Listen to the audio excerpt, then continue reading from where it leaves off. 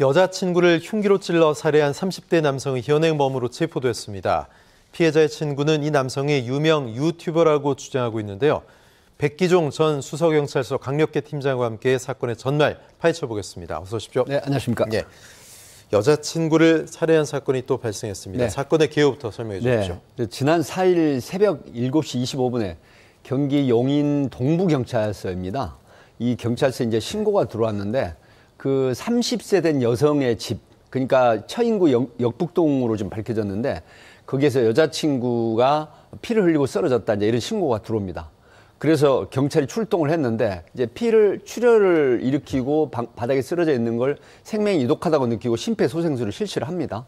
이렇게 됐는데 결국은 CPR도 통하지 않고 사망을 했습니다.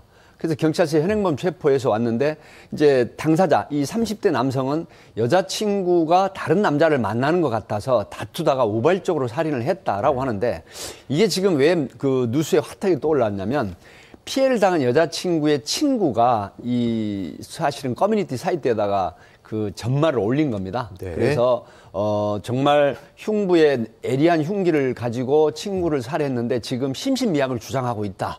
뭐 우울증 약을 복용하고 있다. 이런 여러 가지가 있는데 친구의 억울한 죽음이 되지 않도록 도와달라. 이런 글을 올리면서 전국에 지금 확산돼 있는 그런 사건입니다. 예. 그런데 한 온라인 커뮤니티에서는 가해자가 30대 유명 유튜버다 이런 얘기가 올라왔더라고요. 네.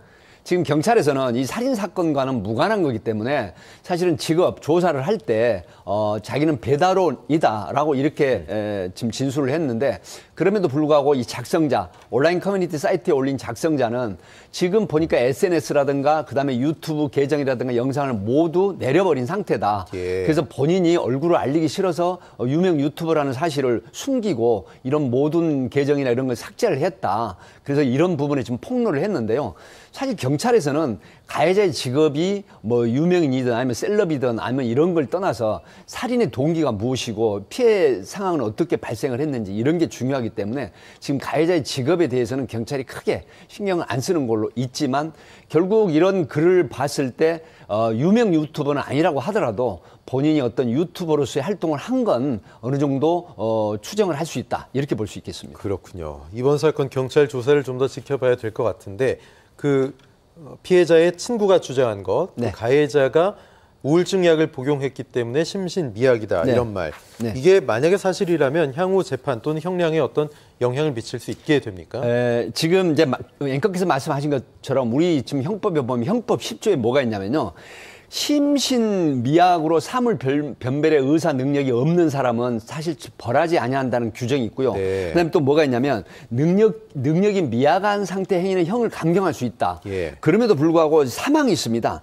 자의로 심신장애를 유발한 행위는 이 적용을 하지 않는다. 소위 말하면 심신미약으로 보지 않고 제대로 처벌을 한다는 거거든요. 지금 이 사람을 보면 어떤 형태냐면 자기는 우발적 살인으로 주장을 할 수도 있어요. 그리고 네. 우울증 약을 복용하다가 중지를 했다. 이런 부분이 나오면은 이건 심신미약 적용을 받지 않는데 중증이냐 경미한 증세냐 그리고 과연 여자친구하고 다툼을 하면 흉기를 미리 소지를 했는데 이 흉기 구입은 어떤 상황이냐 이런 여러 가지들이 종합적으로 결론이 지어지게 되면은 이게 심신미약 상태가 되느냐 안 되느냐 라는 거 이제 나오는데 예. 결국은 심신미약을 받기가 굉장히 힘들다. 네. 이렇게 봅니다. 네.